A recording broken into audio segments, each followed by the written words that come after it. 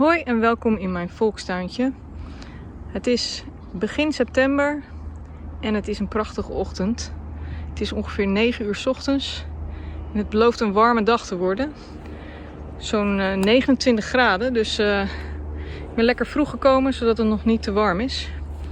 En eigenlijk wat ik wil doen vandaag is een rondje door de tuin geven. Hoe het er nu bij staat in begin september. Dus laten we maar beginnen.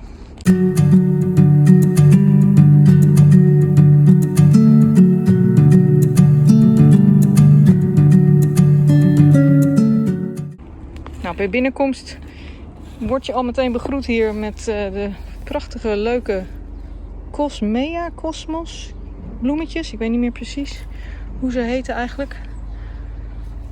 Hier zit een beestje op. Zie ik. Ja, ik vind ze heel leuk. En doen het best aardig nog. Die bloeien heel lang. Hier heb ik een dahlia staan. Die ook altijd erg mooi is natuurlijk. Nou, het pad heeft wat issues. Dat is wel te zien. Het pad is bijna niet te zien. Ik heb daar wat onkruidwerk te doen, te verrichten.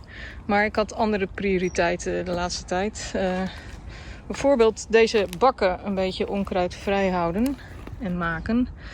Hier staan de aardbeien. Die lekker aardbeien hebben geproduceerd dit seizoen. Het is mijn 5e seizoen geweest op deze tuin. Ik zit in het midden van het land. Op zandgrond. En dat heeft voordelen, maar ik denk ook wel wat nadelen. Of tenminste, kijk, hier hebben we nog wat aardbeien. Dit is een doordragende soort. Maar op zand is het natuurlijk het voordeel dat je goede drainage hebt, zeg maar. Het water kan mooi weglopen. Maar dat houdt ook de voedingsstoffen, denk ik, wat minder goed vast. Dus het is wel wat armere grond. Even kijken, de tweede bak hier. Daar heeft dit jaar knoflook gestaan. Die heb ik geoogst. Waren mooie, ja, best wel mooie bollen geworden, zeg maar. Of knollen, of hoe noem je die dingen. En dit is nog niet bieslook. Dat is bieslook daar. Dit is prei. Nee, ook niet. God, hoe heet dat spul? Spring onion in het Engels. Bosui, dat is het. Bosui. Ja, die kan ik wel oogsten, want die zijn best wel klaar. Hier nog een bietje, een verdwaald bietje, die nog lekker staat te groeien. En dit waren een soort salade was dit, of sla zeg maar. Hele lekkere soort. Ik had het gekregen bij de plantjesruildag hier op de vereniging. Ik weet dus niet precies wat voor soort het was, maar het was heel lekker. Dus ik heb deze laten doorgroeien en wat zaadjes verzameld vorige keer dat ik hier was. Dus die wil ik volgend jaar weer gaan zaaien. Nou, verder heb ik hier vorige week volgens mij Chinese kool gezaaid. Ik weet dus niet goed. Ik heb dat eigenlijk nog nooit eerder gezaaid. Ik weet niet goed of dit helemaal het juiste tijdstip is, zeg maar, om het te zaaien. Maar ik ga het gewoon proberen. Het is nog best wel lekker warm. En sla groeit natuurlijk snel. Dus we gaan het zien. En hier staat safraan. Dus dat zijn een soort krokusachtige krokusbolletjes. Vorig jaar hebben die het best goed gedaan.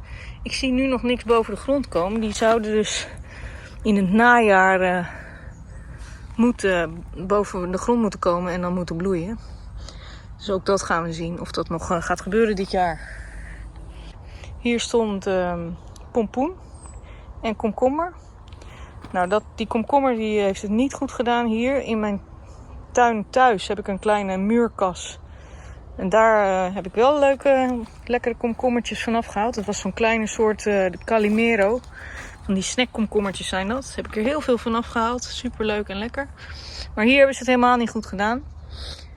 De pompoenplant wel. Dus dat was heel leuk. Die heb ik nog thuis liggen. Die moeten we nog opeten. Hier staat nog een spersieboontje. Hier ook een spersieboonplantje. Deze was helemaal opgevreten door de slakken. Dus die heb ik een beetje beschermd. Deze die is nog blij en boontjes aan het maken. Dus het zijn er niet meer zoveel. Maar deze zijn hartstikke leuk om te verbouwen, zeg maar. En hier voor het eerst dit jaar, nog nooit eerder geplant of gezaaid, spruitjes. Dus ja, geen idee. Ze lijken wat te gaan doen. Hier komen spruitjes aan. En ik ben heel benieuwd. Deze is nog niet zo heel ver. Deze is nog minder ver. Deze doet het eigenlijk het beste. Kijk, hier zitten gewoon al wel spruitjes aan. Ze zijn nog heel klein. Kijk. Maar wie weet wordt het wat. Misschien pas volgend jaar natuurlijk. Maar we gaan het zien. Hartstikke leuk. Hier zijn mijn compostbakken. Het zijn er 3 volgens de theorie van Charles Dowding, Engelsman. Die een mooi YouTube channel heeft over tuinieren, maar ook compost maken. Heel informatief. Mijn kruiwagen in de jungle. Even kijken, hier is een grasveldje dat er best oké bij ligt. Ik moet weer maaien. En dan hebben we hier meer het siertuindeel. Dus ik heb een deel moestuin. Maar ik vind het ook heel leuk om gewoon planten neer te zetten en ervan te genieten. Dit waren de siererwten. Die een beetje einde zijn. Dus ik wil deze nog even laten zitten. Zodat ik ze kan oogsten voor de zaden. Dus die laat ik zitten. Er zit er behoorlijk wat aan. Maar echt bloeien doet hij niet meer. Dat was wel heel mooi. En dit is de passiebloem. Ook echt zo'n oerwoudstruik ding. Waarvan ik denk, ja, wil ik dat wel behouden? Hij bloeit eigenlijk niet echt uitbundig. Kijk, er zitten dus wel bloemen aan. Ik zie eigenlijk altijd wel knoppen zitten. Maar het lijkt wel alsof elke keer als ik er ben, dat hij niet bloeit. En inmiddels zie ik dat hier ook een soort vruchten aan zitten. Passiebloemvruchten, kan je die eten? Ik heb geen idee, werkelijk. Dus moet ik even gaan googlen. Hier staat in de jungle ook nog een hele mooie dahlia. Dit is eigenlijk wel mijn favoriet tot nu toe, denk ik. Ik vind dat hele donkere blad wat hij heeft hartstikke mooi. En dan die bloemen. Ja, super. Daarnaast staat een aster, dus die gaat nog komen dit jaar. Is nu allemaal knopjes aan het maken, denk ik. Die staan er al. Je ziet ze al zitten, zeg maar. Volgens mij worden dat paarse bloemetjes, als ik het goed heb onthouden. Dan hebben we de peer. Eens even kijken, want deze die zat in een zakje om hem te beschermen tegen insecten, vogels. En die is er dus afgevallen. Dus die kan ik eigenlijk gewoon gaan oogsten, op tenminste. Nou, kijk eens aan. Ik ben heel benieuwd of die... volgens mij ziet hij er wel goed uit. Hartstikke leuk. Ik heb er al meer van geplukt, geoogst.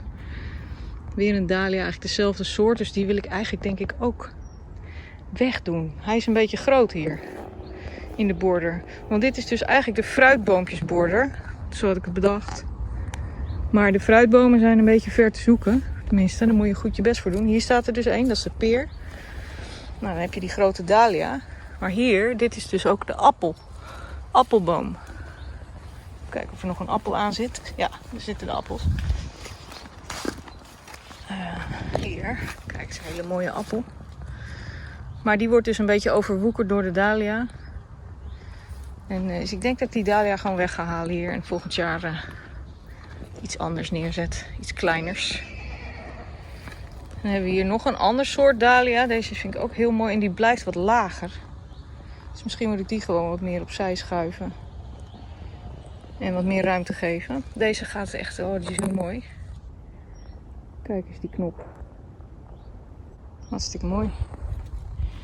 Dan hebben we hier nog wat zonnehoedjes die ik laatst geplant heb. En wat grassoort die ook mooi rood is. Ik hou van dat rode blad. Dus die heb ik ook net geplant. Dus die ziet er mooi uit. Ja. En dan hebben we hier nog de pompom dahlia. Vind ik ook heel erg leuk. Die doet het ook heel goed dit jaar. Dit is eigenlijk het eerste jaar dat hij zo mooi bloeit. Volgens mij heb ik hem vorig jaar neergezet. Gewoon laten overwinteren in de tuin trouwens. Gewoon in de grond. Niks aan gedaan. Hij heeft het gewoon goed overleefd. De winters worden steeds milder. Dus ja, dat ging goed. Dan komen we hier bij de frambozen. Deze is nog frambozen aan het maken. En ik denk eigenlijk dat ze allemaal nog niet echt frambozen hebben. Nee, ik zie nog geen rijpe frambozen zitten. Wel heel veel. Ik heb er heel veel staan. Echt heel veel. Dus ik moet misschien ook volgend jaar maar iets in gaan terugbrengen. Maar ze zijn natuurlijk wel heel lekker. En het is een makkelijke plant. Er komen er heel veel aan. Ja. Dan hebben we hier de andere deel van de border. Dit is een rozemarijn. Die stond er al eigenlijk toen ik de tuin kreeg. Dus dat was 5 jaar geleden zo'n beetje. Toen was hij nog een stuk groter. Ik heb hem een stuk teruggesnoeid. Hij heeft een beetje een rare vorm. Dus ik weet nog niet zo goed wat ik daar nou mee moet eigenlijk. En dan hebben we een mooie sedum die in bloei staat. Die tijd van het jaar. Hartstikke mooi. En verder, ja, deze border moet ik ook weer even wat meer netjes maken misschien. Ik heb daarachter wat lavendel staan. Ik denk dat ik die wil gaan verplaatsen dit najaar. Want die staan daar eigenlijk best wel in de schaduw. Terwijl die best wel wat zon kunnen hebben. En andere planten die dan hier struggelen, die kan ik dan misschien beter daar neerzetten. Dit is een kersenboom. Die het, ja, eigenlijk nog niet zo goed doet. Die staat er nu 3 jaar, denk ik. En hij heeft eigenlijk nog niet echt kersen gegeven. In dit voorjaar heeft hij heel mooi gebloeid. En er zaten ook echt heel veel kersen aan op een gegeven moment. Maar ze zijn toch door de droogte in het voorjaar, denk ik, heeft hij wel een beetje een knauw gekregen en vielen ze op de grond. Ze zijn niet echt rijp geworden. Dus daar kwam eigenlijk niet echt een oogst van af. Deze vind ik ook zo leuk. Volgens mij een Gaura, als ik het goed zeg. Een soort Gaura. En ja, ik wou dat een beetje als een red border maken. Met rode planten dus. Met ook wat wit, roze. Een beetje die tinten. Kijk, deze heeft ook eigenlijk rood blad. Die gaat als het goed is ook nog bloeien. Bloeit altijd heel laat. Het is ook een soort Gaura volgens mij. Het is wel heel leuk, maar die bloeit heel laat. En dan heb ik nog een klein hoe heet dit? Een ijzerhart is dat in het Nederlands. Ook hartstikke leuk. En dan komen we bij de vijver. Die ik een paar jaar geleden, ik denk 2 jaar geleden inmiddels, heb gegraven met mijn zoontje samen.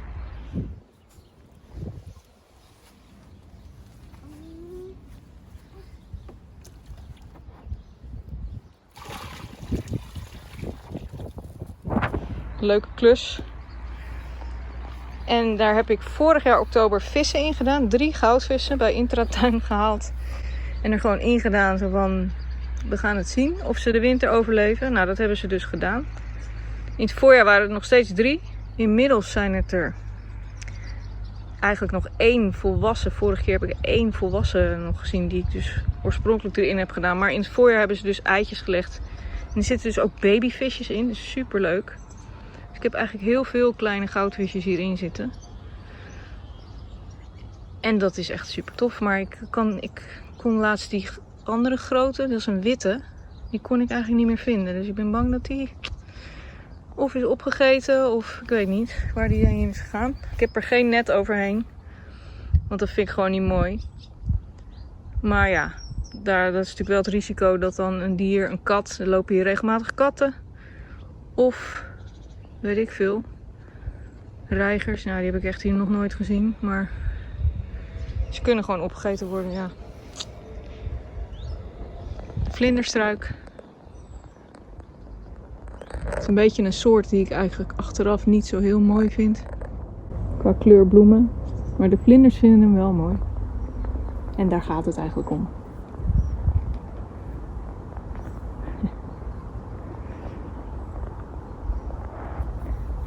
Dus ja, dat is een beetje mijn tuin, denk ik, het belangrijkste deel.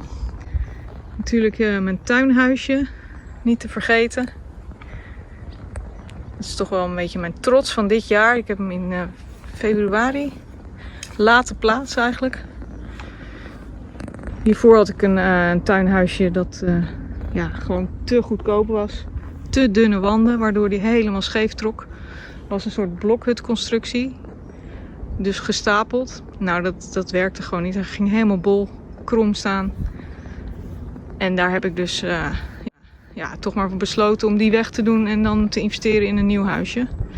Flinke investering, maar ik ben er echt zo super blij mee. Hij is ook ietsje groter, een slagje groter dan de vorige. Deze is 2x3.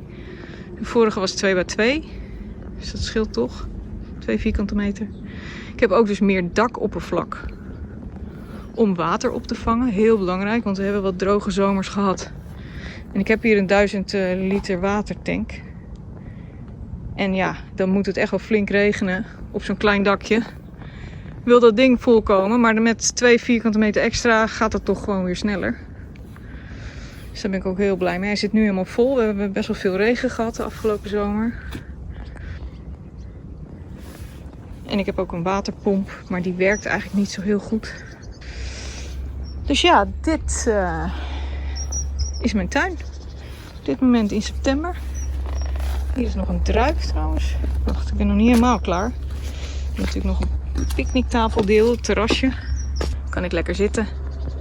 Als het niet te warm is. Het wordt snel heel warm. Daarachter heb ik nog een kast waar mijn tuingereedschap staat. En hier dus nog even de aardbeien neer. Een druif. Die het ook goed doet, want die heb ik volgens mij 2 jaar geleden neergezet. Vorig jaar heb ik echt 1 klein trosje ervan af gehad. Maar dit jaar is die al best wel goed druif aan het geven eigenlijk. Kijk eens. Een mooie tros. Hier nog een. Ik heb deze dus weer in een zakje gedaan tegen vogels of insecten. Ik weet niet zeker of het helpt, dus ik heb wel een deel wel gedaan en een ander niet. Kijken wat het verschil is en of het echt nodig is. Nou, ik ben wel heel blij met mijn tuintje op dit moment. Hoe het eruit ziet. Ik moet echt wat met die onkruid doen op de paden. En bij de houtsnippers. Maar over het algemeen ben ik best tevreden hoe het er nu bij ligt. Er is altijd wel wat te doen natuurlijk. Altijd een plekje die er niet zo lekker bij ligt. Nou, dit was de tour van mijn tuin in begin september. Bedankt voor het kijken.